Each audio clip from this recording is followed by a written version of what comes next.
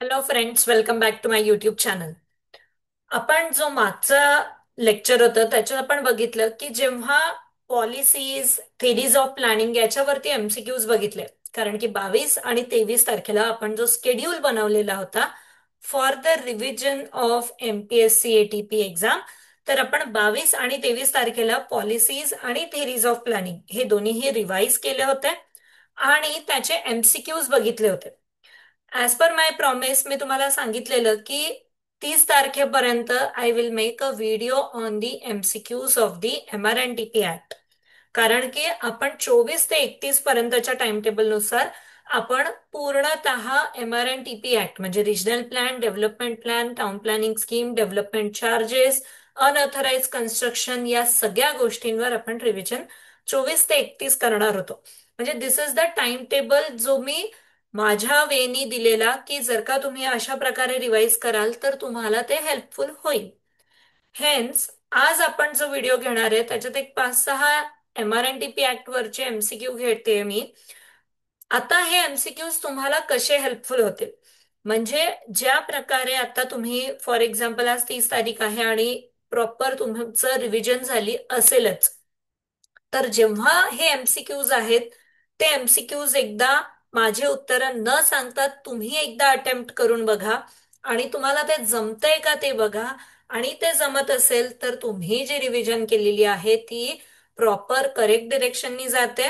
आणि जर का कुठे तुम्हाला प्रॉब्लेम जातात आहे तर परत एकदा पेअर ऍक्ट वाचा, तुम्ही काढलेल्या स्वतःचे नोट्स वाचा आणि परत एकदा MRNTP करा कारण की हा खूप इम्पॉर्टंट टॉपिक आहे. So will start with the MCQs. In MRNTP Act 1966, the definition of local authority is given in. बघा, MRNTP ऍक्ट मध्ये लोकल अथॉरिटीची डेफिनेशन कुठे दिलेली आहे मी तुम्हाला सगळ्यांना सांगेल की जे जे इम्पॉर्टंट गोष्टी आहेत जसं development, local authorities, regional planning board याच्या डेफिनेशन सेक्शन नंबर 2 च्या सबसेक्शन्स मध्ये दिलेल्या असतात. त्या ज्या इम्पॉर्टंट आहे त्याचा नंबर लक्षात ठेवा, त्याचं सबसेक्शन लक्षात ठेवा. सो मेक शुअर दॅट तुम्हाला ज्या काही म्हणजे जर का तुम्ही डिरेक्टली सेक्शन नंबर 3 पासून सुरू केलं असेल तर सेक्शन नंबर 2 मध्ये सबसेक्शन मध्ये कोणत्या कोणत्या डेफिनेशन्स आहेत ते एकदा गो थ्रू करा. सोबत सोबत तुम्ही काय करा तर कोणत्या ज्या काही इम्पॉर्टंट असतील त्या कोणत्या नंबरवर आहे ते लक्षात ठेवा. सो द आन्सर इज 2 म्हणजे सेक्शन नंबर 2 मध्ये सबसेक्शन 15 मध्ये लोकल अथॉरिटीची डेफिनेशन देण्यात आलेली आहे. आता जेव्हापर्यंत मी डिस्क्रिप्शन सांगत होते आणि तुम्ही त्या उत्तराला अटेम्प्ट करू शकले का हे बघा. Right. Next. In a regional planning board dash will be the secretary to the regional board. बघा, कधी पण कोणतेही एमसीक्यू तुम्ही अटेम्प्ट करत असाल तर ऍक्ट मध्ये शॉल हा वर्ड असतो, शुड किंवा मे हा word.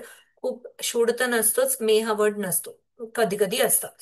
So shall be the secretary of regional planning board. म्हणजे रिजनल प्लॅनिंग बोर्ड मध्ये कोण सेक्रेटरी असतं तर according to the act town planning officer shall be the secretary of to the regional board. का shall दिलेलं असतं कारण की अजूनही practically there are the few things. So in regional planning board town planning officer shall be the secretary to the regional board. ठीक आहे. Next. Which of the following particulars in relation to the draft development plan are available for the public? म्हणजे inspection साठी लोकांसाठी जेव्हा आपण draft development plan ठेवतो तर त्याच्यात कोणत्या कोणत्या पर्टिक्युलर्स त्याच्यात दिलेल्या असतात. तर फर्स्ट दिलेला आहे ELU, दुसरं दिलेलं आहे प्रोव्हिजन्स ऑफ ड्राफ्ट डीपी म्हणजे काय काय तुम्ही प्रपोजल्स दिले आहेत ते. So this is proposal. Right. Stages म्हणजे कशा प्रकारे तुम्ही डेव्हलप कराल, पहिल्या 5 वर्षात काय अचीव कराल, पहिले म्हणजे काय झालं स्टेजेस इथे दिलेले आहे. आणि नेक्स्ट आहे कॉस्ट. बघा, खूप कन्फ्युजिंग क्वेश्चन आहे. वाटत असेल तुम्हाला की all of the above answer असेल आणि खरंच ऑल ऑफ दी अबाव आहे, पण लक्षात द्या स्टेजेस ऑफ डेव्हलपमेंट सुद्धा दाखवल्या जातं आणि कॉस्ट ऑफ एस्टिमेट सुद्धा दाखवल्या जातं. म्हणजे काय की जेव्हा तुम्ही ड्राफ्ट डीपी बनवता it is as good as old DP. त्याच्यात existing land use map, report, stages म्हणजे पहिल्या 5 वर्षात, मग अॅन्युअल प्लॅन कसं अचीव करणार आहे आणि प्रॉपर पूर्ण ऍक्विजिशन ऑफ लँडला किती खर्च येणार आहे, म्हणजे टोटल डेव्हलपमेंट प्लॅन इम्प्लिमेंटेशन साठी केवढा खर्च होणार आहे, ह्या सगळ्या गोष्टी ड्राफ्ट डीपी मध्येच दिलेल्या असतात आणि ते पब्लिश केल्या जातं, लोकांच्या इन्स्पेक्शनसाठी ठेवलं जातं. So answer is all of the above.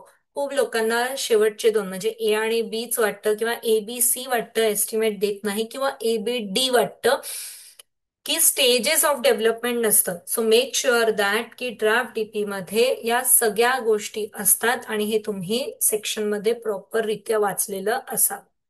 Right. Next. Any person intending to execute an integrated township project on any land make an application to. कोणाला अप्लिकेशन करायला पाहिजे? कलेक्टरला, रिजनल प्लॅनिंग बोर्डला, स्टेट गव्हर्नमेंटला, की if it is in a regional plan then the regional committee, planning कमिटीला. तर नाही, इंटिग्रेटेड टाउनशिप प्रोजेक्ट आलं तर you have to apply to the state government. You have to apply to the state government. Any person intend to execute the integrated township project on any land, he has to make application to the state government directly. Right? Next. If the planning authority fails to make a draft town planning scheme within a stipulated time, then the declaration will lapse. First option. आणि खूप गडबड असते आपल्याला आणि आपण first ऑप्शनला click करतो. पहिले वाचा की सगळे ऑप्शन्स काय आहेत. Lapse of declaration shall debar the planning authority from making a fresh declaration. Lapse of declaration shall not debar the planning authority from making a fresh declaration. किंवा declaration can't be lapsed. Planning authority still can make town planning scheme without any extension whenever they feel. बघा, पहिले आपण सगळ्या ऑप्शनचा अर्थ समजून घेऊ की draft TP scheme बनवण्यात जे काही 9 महिने आणि विथ एक्सटेंडेड पिरियड लागत होते, प्लॅनिंग अथॉरिटीने ते कार्य पूर्ण केले नाही. त्या केसमध्ये डिक्लेरेशन लॅप्स होणार का? First question is declaration lapse होतं. म्हणजे फर्स्ट, सेकंड, थर्ड करेक्ट आहे. Fourth declaration cannot be lapse असं होतच नाही, डिक्लेरेशन लॅप्स होईल. ठीक आहे. सो फोर्थ ऑप्शन निघालं. त्यांना एक्सटेन्शन मिळतं पण बा त्यांच्या मनात आलं तेव्हा ते बनवतील असं होत नाही. सो फोर्थ ऑप्शन कट झालं. ठीक आहे. आता बघा, फर्स्ट, सेकंड, थर्ड म्हणजे फर्स्ट मध्ये आहे की लॅप्स होतं, सेकंड मध्ये पण आहे आणि थर्ड मध्ये पण आहे, पण त्याच्या पुढे काय होतं? इट इज गिवन डिबार की नॉट डिबार. म्हणजे काय? डिबारचा अर्थ काय झाला इथे की ते एकदा जर का म्हणजे फॉर एक्झाम्पल 1-2 वर्ष अगोदर त्यांनी दिलेला इंटेन्शन आणि त्यांनी ते बनवलं नाही, तर now they can make a fresh declaration. म्हणजे ते डिबार होत नाही की बाबा आता तुम्ही बनवू नका, असं होत नाही. They can make it. त्यांना फ्रेशली डिक्लेरेशन करावं लागेल. So lapse of declaration shawl not debar the planning authority from making the fresh declaration. So answer should be third. चलो, मला सांगा तुम्ही कमेंट बॉक्समध्ये सांगा की डिफिकल्ट लेवल कशी आहे, की आपण अजून डिफिकल्ट लेवल अचीव करायला पाहिजे. Because see, I am much more at difficult level न अचीव करता कन्फ्युजिंग लेवल अचीव करता आली पाहिजे. मागच्या 3ही व्हिडिओमध्ये मी तुम्हाला सांगितलं की एमपीएससीचे पेपर हे कन्फ्युजिंग असतात rather than a difficult field.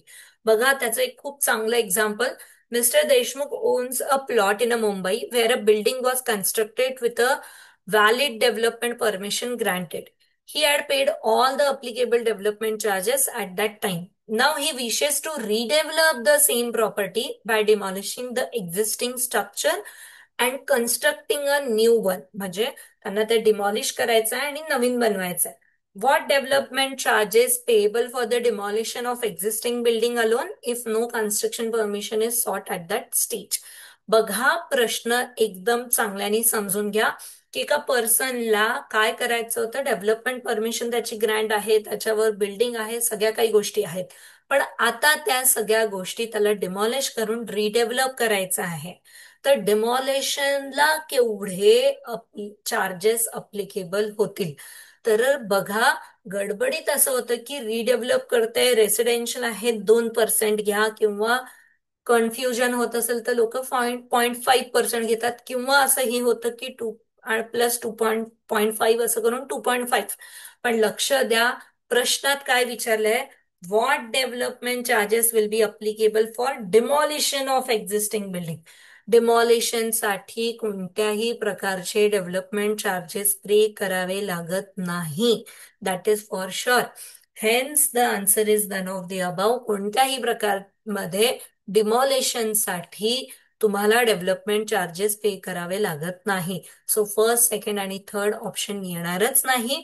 डिमॉलिशनला तुम्हाला डेव्हलपमेंट चार्जेस पे करायची गरज नाही.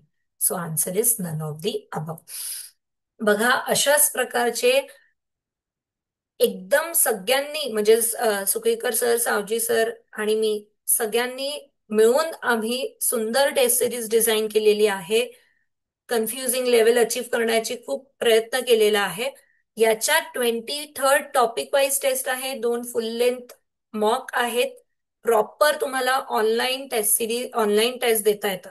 सोबत सोबत आता पोस्टल सुद्धा टेस्ट सिरीज सुरू झालेली आहे. त्याच्यात फक्त एक फुल लेंथ मॉक असेल. तुम्ही तो तुमच्या घरी बसून एक्झाम एन्व्हायरमेंट मध्ये तो पेपर देऊ शकता. प्रॉपर तुम्ही सोबत OMR शीट असेल, आन्सर मार्क करून सोबत सोबत आन्सर शीट आहे त्याला सुद्धा चेक करू शकता. टाइम लावून बसा आणि एकदम चांगल्याने तुम्ही घरी बसून पेपर देऊ शकता.